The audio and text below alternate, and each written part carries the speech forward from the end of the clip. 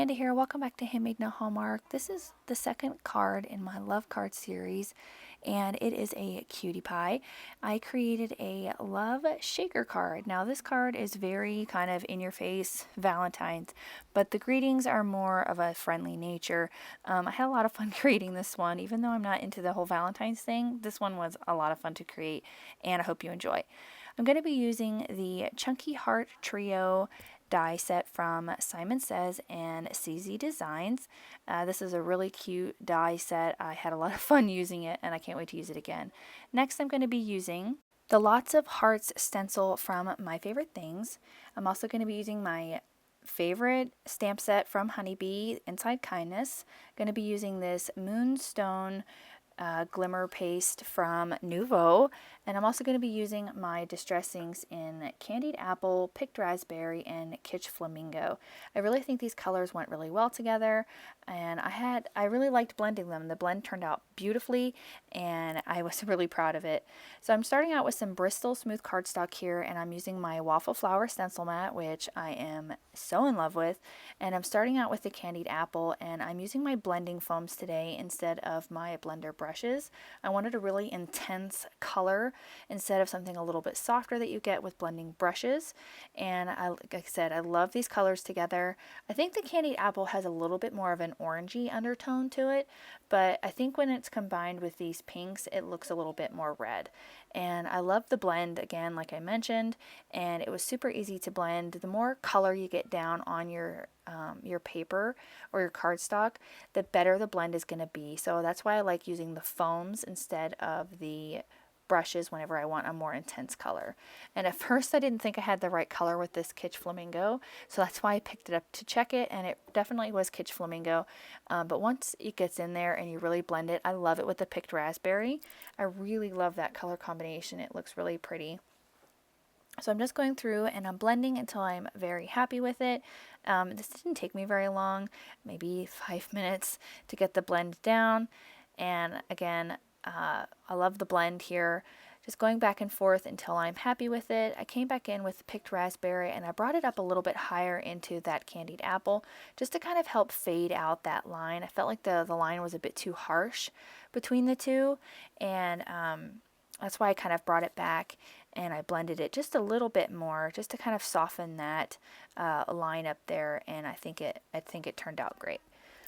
So I'm going to get that set off to the side to dry a little bit, and then I'm going to go in with the die here, and I'm going to make a shaker card. So I want to start out with the kind of outline die first, and I want to die cut it before I do my stenciling, just because I can't run it through the die cutting machine after I do the stenciling. I don't want to risk messing anything up, so I wanted to cut it out first, and then I'm going to go over it with my stencil. Now my panel is dry at this point, but even so, because it is distress ink, it's the oxides, it's still going to kind of pull the ink. You're not going to notice it a whole lot just because of the Nuvo paste over top of it, but I just still wanted to make sure my panel was nice and dry. So I've kind of got my panel here and I've held it down with some low tack tape, and I'm going to get the Nuvo paste and I'm going to put it on pretty lightly just so it dries a little bit faster. If I put it on too heavy, then it's going to take a little bit longer to dry, and I was kind of in a hurry to create this card, and I love the way that it was turning out. So going and adding that paste over, and it does pick up the color, if you can tell on my little kind of palette knife here. You can see that it's picking up that color, so you don't want to add it back into your pot because it's going to, contaminate it or whatever. So once you have it on there, just kind of get rid of any excess. Don't put it back inside your pot. Just go ahead and wash it away. So once I had that all done, I'm going to peel it off, and I love the way that it turned out. I love all the sparkly and the shimmery that is added to it. I think it looks really, really cute. I have it sitting here next to me, so if you hear any shaking, it's because I keep playing with it because it's so cute. I'm going to set that off to the side to dry, and we're going to work on our greeting. So I took the I'm sorry, we're going to do our card base first. I get my card base scored. This is just a top folding A2 size card base using some 120 pound Simon cardstock, and I'm going to be using the Bitty Buzzwords from Honeybee. I'm not sure what set this one is. I can't remember, but I pre-die cut everything ahead of time, and I used the Love die, and I used the bubble and the actual font, and I cut the bubble out of black cardstock and the other one out of some heavy white cardstock. This is one of, again, my favorite ways to add a greeting is with a dimensional die cut. I'm just going to be using my liquid glue to adhere all of this down. And I'm just going to adhere the glue to the thicker portions of this greeting because it is pretty thin in between, and that really helps you get everything stacked up. You don't necessarily have to have glue on every portion. The larger portions are going to help hold down the smaller ones. So I'm going to go through and just get that all adhered. Again, this is one of my favorite ways to add a greeting. And I really have been liking the black and white greetings. If you haven't noticed, I've been using them a lot in my cards. I don't know what it is. It's just become a new favorite. I love the look of the black and white, against a color background or any other kind of imagery. I really think it makes the greeting stand out. Not so much that it takes away from your actual card design, but I think it enhances it, makes the greeting stand out. Because that's probably one of the hardest things that I do is that I create these beautiful cards, but then my greetings get lost, and I think the black and white really helps make them stand out without taking away too much from the actual cards. So once I had that all adhered down there, I'm just kind of getting rid of any excess glue that I've got going on here. Again, it'll dry clear, but I like to kind of remove any so it just doesn't look funny. I also die cut the hearts from some glitter cardstock from my stash, and we're going to create this shaker element. Now you could use any kind of clear plastic, you could use plastic packaging, you could use anything like that. I'm just going to be using these Judikins embossable plastic windows. I'm not actually going to do any embossing on them, but it's a nice sturdy plastic, and I wanted something nice and sturdy because I got little fingers, and the little fingers like to grab the cards and shake them up to oblivion. So I like using the heavy plastic on shakers like this. I think they hold up a little bit better than the flat shakers. The flat shakers are adhered a little bit differently than these ones, so I like using the heavier plastic. So I just went through and I trimmed it down to fit behind our heart window, and I'm using some liquid glue to adhere that down. Now again, you could use anything that you like. I like this Bearly Art Adhesives liquid glue. It holds on really quickly, so you don't have to worry about it smudging or anything, and we're going to get that all lined up. And I kept setting it on where I didn't want the glue, so I had to keep wiping it off. But again, I got it to work out in the end. So get that all adhered down, and we're going to actually create the shaker portions. I don't do very many of these dimensional shaker cards anymore, but I really liked the way that this one turned out, and I think it fit really well. So I'm just taking some 3M foam tape, and I am doubling it up, and I'm going to cut it in half, just so I have a nice thin kind of doubled up foam adhesive. And I've got some left over that I can use on another card, or I can use it in this card, which I think I end up using all of this in this card just to kind of help pop up the rest of the panel. So I took the backer paper off of each side so I can use it to help manipulate around that window opening, because I wanted to make sure that the shakers didn't move too far away from that window. I didn't want them kind of settling around the bottom, so you couldn't see the shakers at all. So that's why I'm creating kind of like this well with the foam tape. And I apologize if my head gets in the way. I was right over top of it, making sure that I got it right where I wanted it, and that you couldn't see it from the front or the sides. Going to take the remaining portions of my foam tape here, and we're just going to go around and finish off that kind of window well. Get that trimmed off there.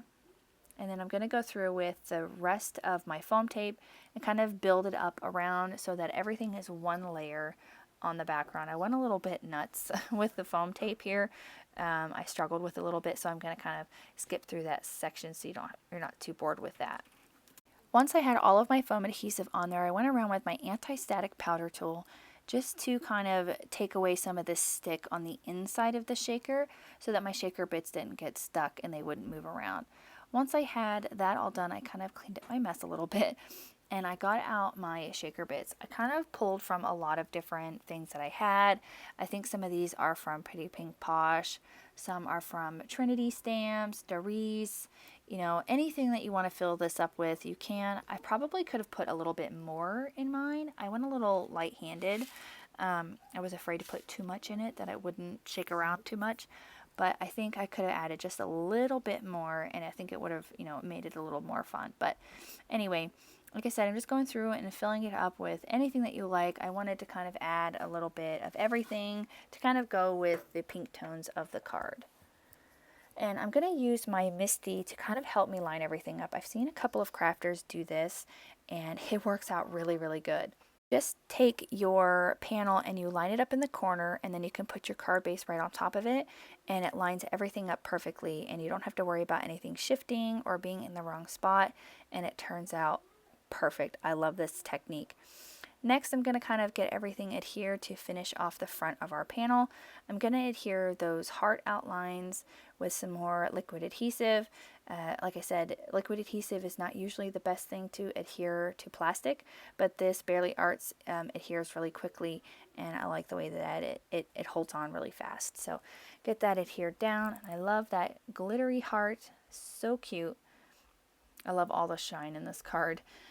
I didn't have to add any more to it. I usually go in with like a glitter brush pen over top of my greeting, but I felt like I had enough shimmer going on that I didn't want to overload my camera because it was having a hard time when I was taking pictures.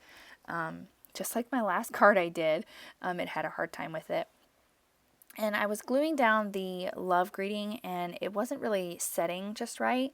So I added a little bit of foam tape just behind the L portion, just because that's the part where it's kind of sticking up a little bit. I wasn't really sure why. I felt like everything was the same height, but it must not have been. So adding that foam tape really helped kind of secure all of that down. Once I had my greeting ready to go on the front, I wanted to finish off the inside of my card, and I had those two little hearts left over from where I die cut the little frame, and I wanted to use those on the inside of the card. So I'm just going to be using Inside Kindness stamp set from Honeybee. As you guys know, this has become a new favorite.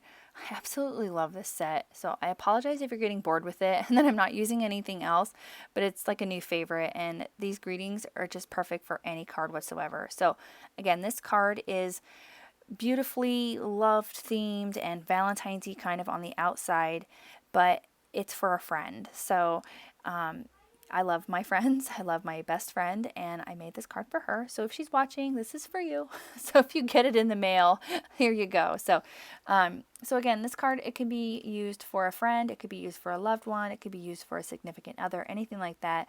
Just by swapping out the greetings, you can change those around.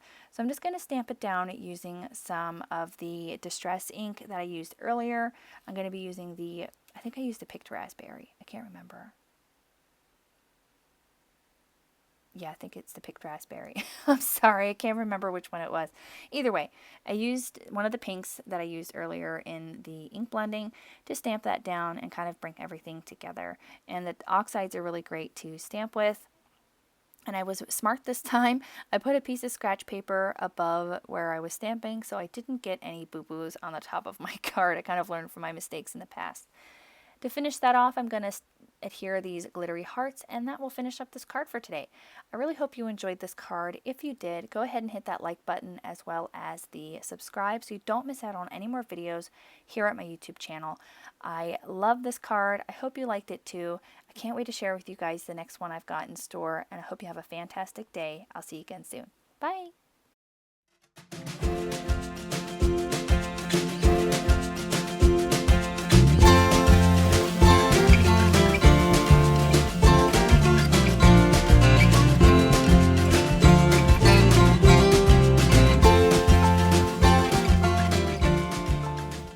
On screen, I've got a few videos that I think you'll enjoy. Consider hitting the subscribe button so you don't miss out on any more videos at my YouTube channel.